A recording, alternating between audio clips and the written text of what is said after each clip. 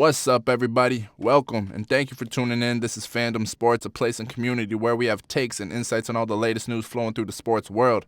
If you like the video, please drop a thumbs up, and if you like what we're doing here, please consider subscribing.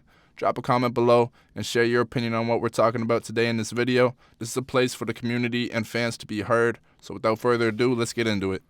Well, it's a bad day if you're a fan of the Los Angeles Lakers. As we saw last night, LeBron James went down early in the game against the Atlanta Hawks. He got a high ankle sprain, was the ultimate analysis on that injury, which means that he's probably out 4 to 6 weeks. 4 to 6 weeks without LeBron James. And not to mention you already don't have Anthony Davis, and there's still no timetable on when he's to return. The last time the Lakers didn't have LeBron down the stretch, they didn't make the playoffs. All right, that was when Lonzo Ball was a rookie. Lonzo Ball was a rookie? No, his second year. Lonzo's second year, and it was Zoe, Kuzma, Josh Hart, B.I., all those guys, right? So now you got a situation where you're sitting at third in the West. You're 7 games up from the Mavs, who are sitting at 8 right now. So you're up 7 games of being eliminated or of not being in the playoffs. And you got 30 games left. Now, Braun will be back by the end of the season. He will be. The season's going into May, and it's March right now. So he I don't know if he'll play until the end of April, probably. But he'll be down there in that May stretch for those final 10 games, probably. But the Lakers got to do something in the meantime, though. You got no LeBron, you got no Anthony Davis for the foreseeable future. So what are you going to do? How are you going to respond, all right? Kuzma, you got to step up. Schroeder, you got to step up. Trez has actually done really well in AD's absence, I feel like. But when you're so reliant on 2 guys for scoring, and then the other 2 are no longer, or now those 2 aren't there anymore, there becomes this weird dynamic of, okay, well, who's taking that shot? Who's going to go out and drop 25 tonight? And they shouldn't be looking around at each other. They should just be going out and doing it. Kuzma can do it. We've seen Kuzma have flashes of games where we're like, holy man, he really went off. But he's like a third or fourth option, right? So he doesn't do it a lot, but he can do it. Schroeder could be good for, 20 a game? Could be. I don't know. The Lakers have to figure it out, though, because if they go on a huge losing spree now, then they just better hope that they don't get themselves so deep in a hole that even Braun can't get them out, or that Braun and AD have to come back before they're fully healthy, and then they get hurt again. So I am seriously worried about the Lakers. I don't know what's about to happen. They could go on a 10-game slide. They might win a few here and there. I'm not expecting them to win over 50% of the games while these 2 are gone. I'm not expecting that at all. And so then it just becomes a timetable thing. Like, okay, when are they going to be back? When are we going to start winning again? Because when the 2 of them are on the court with the rest of that Lakers team, they're one of the best teams in the league. I like them over a lot of teams. I might even like them over Brooklyn. Brooklyn hasn't proven to play defense yet. But we'll see when that time comes. Now, when Joel Embiid got hurt, I think most of us kind of thought, there goes his MVP chances because he's going to miss too much time. I think the same rings true for LeBron right here, even though he's probably deserved it more than a lot of people and hasn't won one the last 10 years, which is crazy to think about.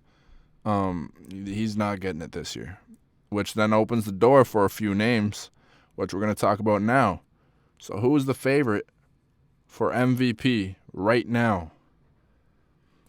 And I think it would have to be Jokic, Nikola Jokic. And I don't think anybody could really debate that right now. The guy is averaging damn near a triple-double, damn near a 30-point triple-double. And he is obviously the number 1 on the Denver Nuggets, and he's the reason that they are doing so well. But another name that I think people got to look at is Damian Lillard, man. Damian Lillard is he might be the biggest dog in the NBA. A guy that he's up there with LeBron on that level of dog. I don't know if y'all know what I mean, but somebody who will just do whatever it takes to win. If he needs to drop 50, he's going to drop 50. If he needs to drop 20 but also dish 15 assists, he's going to do that. Damian Lillard is the only reason that the Portland Trailblazers are sitting at what? What are they sitting at right now? That they're sitting at 6th in the West right now. They're tied with the Nuggets, actually, who are 5th. And they're both 2 games back of the Clippers, who are 4th. So they're tied for 5th in the conference right now with a pretty healthy Nuggets team. The Nuggets have a healthy Jamal Murray. They have a healthy Jokic. They have Michael Porter Jr., was out. He missed a couple weeks with corona tracing, but he's back now, and he's going off. Will Barton's been doing well lately. But yet the only one on Portland is Damian Lillard. Now, I know they got Enes Kanter there. They got Robert Covington there. They got Melo. But those guys aren't necessarily studs. They're not. Enes Kanter's bounced around the league. So Roko's kind of bounced around as well. Melo's had his issues. They're all good. But if Jokic is the number one on his team, right? So let's just say that Damian Lillard is the Jokic to his team. He doesn't have that Jamal Murray. Another guy who you could rely on. If you're having an off night, he could go for 25 to 30 if need be. He doesn't have a Michael Porter Jr., who's another guy who can go for 25 a night if need be. He's got a lot of good role players around him, a lot of guys that complement his style of play. It's evident that the Trailblazers have built around him, but if you take, you got to understand, Damian Lillard is doing this while his starting center, or at least Nurkic anyway. Nurkic is up there with Kanter. Nurkic is out. CJ McCollum's out, been out. Dame, has he even missed a game? Maybe 1 or 2? And he's averaging over 30 a night. Over 7, what is it, 37 and 4, 37 and 5, something like that. Damian Lillard is carrying that team on his back right now. He can't afford to have a bad night. If he has a bad night, which a bad night for Damian Lillard, by the way, is 25, 5 and 5.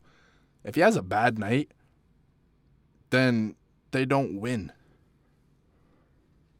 He understands that. So he's coming prepared every night. And if he got to drop 30, he's dropping 30. If he's dropping 40, he's dropping 40. If he has to drop a 50-point double-double, he's going to do it.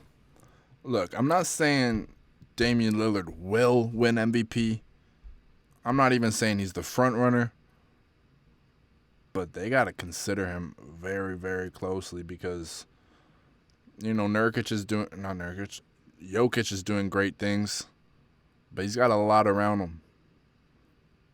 Dame's not necessarily got the same stat line that Jokic has, but he's doing a lot without all the pieces around him. And the Nuggets and Blazers are sitting at the exact same seed right now. Their record's the exact same. And I think that has to be taken into consideration.